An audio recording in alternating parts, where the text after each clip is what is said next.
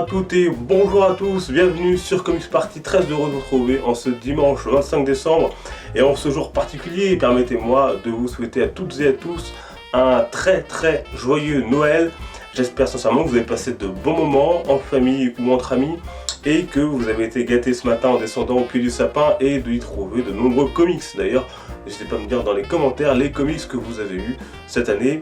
Vous savez, ceux qui me suivent sur les réseaux sociaux, que moi j'ai eu notamment la figurine Flash Kotobukiya que j'attends depuis très longtemps, que je souhaite depuis très longtemps.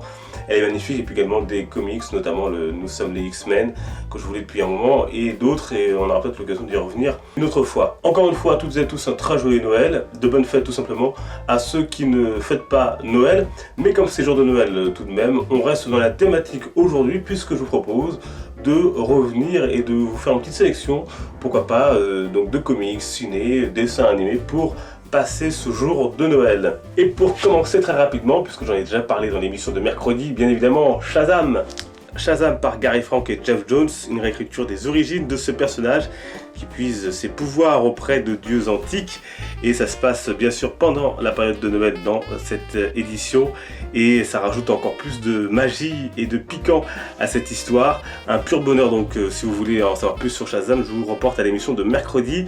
Ça coûte 17,50 € chez Urban Comics. Un autre classique à présent de Batman, bien sûr, c'est Batman Noël. Batman Noël de Lee Bermejo, dont je vous ai déjà parlé rapidement. Une magnifique BD graphique, je dirais, adaptation du roman de Charles Dickens, Un chant de Noël, qui a été adapté en de nombreuses versions, dont une d'ailleurs, avec l'acteur qui joue le professeur X dans la saga X-Men dans les premiers volets.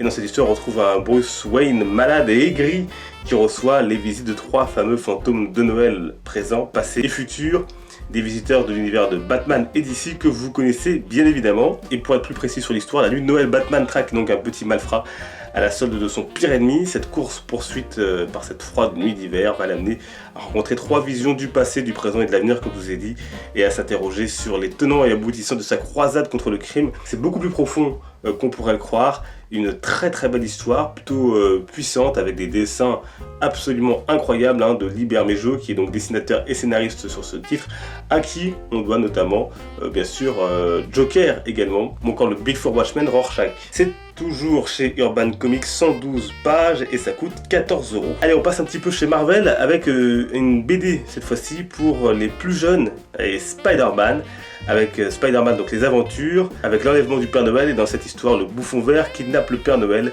et menace de gâcher le Noël des enfants du monde entier. On retrouverait notre ami Spidey, mais aussi Thor par exemple, qui devront affronter de nombreux ennemis, et ça coûte donc 10 €. Et à présent, je vous propose de faire un petit tour dans des archives avec des couvertures parfois étonnantes autour de Noël. Et on commence avec celle-ci.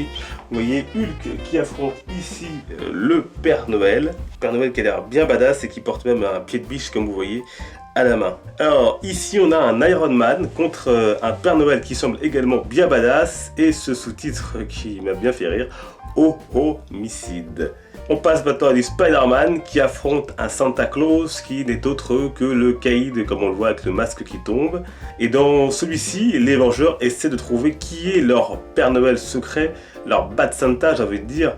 Regardez, Cap lui a reçu des chaussettes avec des croix gammées, et Hulk par exemple le guide du petit chimiste. Alors du côté d'ici, on semble un peu plus cool quand même avec le Père Noël, comme dans cette Action Comics de 1947.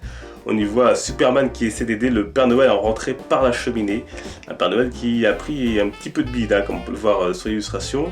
Et ici, Batman et Robin l'aident tout simplement dans sa tournée, tout comme semble le faire également ici Wonder Woman, qui va avoir affaire, comme on voit sur la couverture, à des malfrats.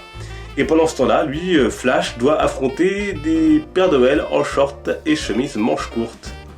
Et puis enfin, Green Lantern semble lui en très mauvaise posture face à ces guirlandes qui semblent maléfiques. Dans les films de super-héros à présent qui parlent de Noël, il y a bien sûr Batman le défi, le deuxième Batman de la quadrilogie, on va dire, réalisé également par Tim Burton, avec Michael Keaton toujours sous le costume du Chevalier Noir. Et dans cette histoire, l'introduction du pingouin Oswald de Cobblepot. L'intrigue se déroule ici durant les fêtes de Noël à Gotham City. Alors c'est un opus de Batman plus sombre que le précédent. Personnellement c'est mon deuxième préféré, le premier que je préfère dans cette quadrilogie on va dire c'est Batman de 89 et puis celui-ci. Après les autres c'est beaucoup plus compliqué quand même pour pouvoir les apprécier à leur juste valeur. Mais ça se passe donc durant les fêtes de Noël et c'est un bon Batman plutôt sombre par contre. Notamment sur l'histoire de Catwoman et celle du pingouin. Et pour terminer, on reste sur du Batman avec la série animée de 92 que vous savez, j'affectionne tant, avec l'épisode donc de Noël du Joker. Et dans celui-ci, la veille donc de Noël, le Joker s'évade de l'asile d'Arkham et enlève notamment le commissaire Gordon. Batman et Robin ont jusqu'à minuit pour les retrouver, mais bien sûr le Joker a prévu de nombreux pièges pour les empêcher d'atteindre leur but. C'est un de mes épisodes préférés d'ailleurs de la série animée de Batman, que j'aime beaucoup avec cette musique qui est si prenante et qui rappelle tant les fêtes de Noël, notamment aux États-Unis. Voilà les amis pour cette petite sélection, mais je suis sûr qu'avec les comics que vous avez eu à Noël, vous avez déjà de quoi faire au niveau lecture. Encore une fois, un très joyeux Noël à tous et à tous. On se retrouve mercredi pour la dernière vidéo de l'année 2016.